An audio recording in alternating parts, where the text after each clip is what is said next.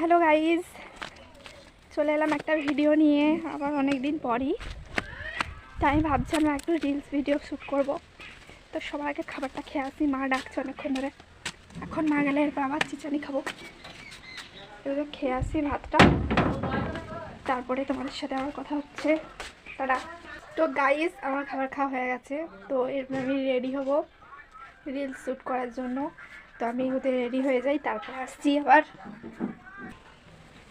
Guys, সুন্দর করে ready হয়ে শাড়ি পরে চলে এসেছি। কেমন লাগছে আমাকে নিশ্চয়ই জানাবে। এরপরে আমরা যাব ভিডিও শ্যুট করতে, পুকুর পাড়ে করবো। ওই যে পুকুর পাড়টাকে আমি খুবই মিস করি, কারণ পুকুরটা যখন থেকে কাটানো হয়েছে তখন থেকে এখানে জঙ্গলে ভর্তি হয়ে গেছে। একদম গোটা পুকুরটাই জঙ্গলে ভর্তি হয়ে গেছে, কোথাও একটু বসে থাকার জায়গা নেই।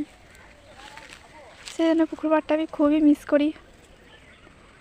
কারণ আমার ভালো লাগা খারাপ লাগা, যখনই মন খারাপ হতো বা ভালো ফিল হতো, তখনই আমি পুকুর পাড়ে এসে এখানে বসে থাকতাম।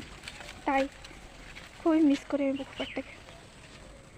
তাই এই জায়গাটা একটুখানি ফাঁকা হয়েছে শীতকালের জন্য, গাছপালাগুলো সব মরে যাচ্ছে না, সেই জন্য এখানটা একটু ফাঁকা হয়েছে। তাও এখানটাতে এসে একটুখানি বসে থাকি। আগে তো আমি সবসময়তে এখানেই বসে থাকতাম, এখন আর পারি না, সেই জন্য একটু মন খারাপ হয়। চলো আমি এরপর ভিডিও শ্যুট করব। কী কী ভিডিও বানালাম নিশ্চয়ই আমাদেরকে দেখাবো। টাটা। তো গাইজ, আমার ভিডিও বানানো কমপ্লিট। শাড়ি মাড়ি সব খুলে দিয়েছি এখানে আমি। এরপর খালি আমার থোবড়াটাকে একটু জল দিয়ে ধুয়ে আসি। আর ঠান্ডাও লাগছে, আকাশ থেকে সূর্যটা ডুবেছে আর ঠান্ডা লাগতে শুরু করেছে। তো আমি এরপরে মুখ হাত পা সব ধুয়ে আসি আর কি।